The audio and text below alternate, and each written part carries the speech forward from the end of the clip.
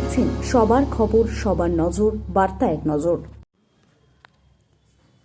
সাংসদকে এলাকা ছাড়া করে দেব বলে বক্তব্য জেলা সভাপতির।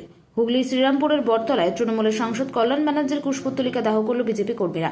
কল্যাণ ব্যানার্জির বিধানসভার ভোটের সময় শুভেন্দু অধিকারী সহ তার পরিবারকে যে ভাষায় আক্রমণ করেছিল তারই প্রতিবাদে কুশপুত্তলিকা দাহ করা হলো।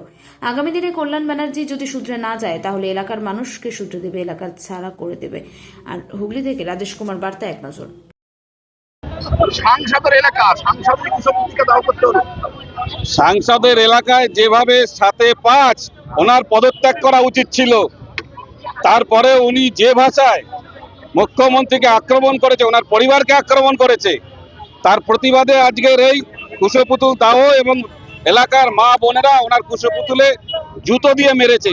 আগামী দিনে যদি কল্যাণ ব্যানার্জি শুধরে না যায় তো এলাকার মা বোনেরা ওনাকে শুধরে দেবে, এলাকা ছাড়া করে দেবে। দেখলাম যে গায়ে মদের বোতলে ভর্তি কিভাবে জ্বালানো হলো, জুতো মারা হচ্ছে। এই সাধারণ মানুষ এসছে, তারা কল্যাণ ব্যানার্জিকে যেভাবে দেখে এসছে কতদিন এতদিন ধরে, তারই প্রতিক্রিয়া এটা হয়েছে। যদি কল্যাণ ব্যানার্জি শ্রীরামপুরে আসবে আবার সাংসদ হিসেবে, তাহলে কি আপনাদের যে দিন থেরাপি সেটা কি চলবে? কল্যাণ ব্যানার্জিকে আপনাদের মাধ্যমে জানিয়ে দিচ্ছি, উনি এখনো সময় আছে, শুধরে যান, নালে আমরা শুধরে দেবো ওনাকে।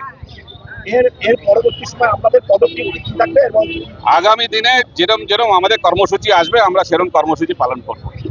রাস্তা অবরোধ করলেন? রাস্তা অবরোধ না, ওনার কুশপুতুল দাও। রাস্তা দুদিকে খোলা আছে, সাধারণ মানুষ গাড়ি ঘোড়া যাতায়াত করছে। আপনার নাম? সুমন ঘোষ, শ্রীরামপুর সাংগঠনিক জেলা সভাপতি।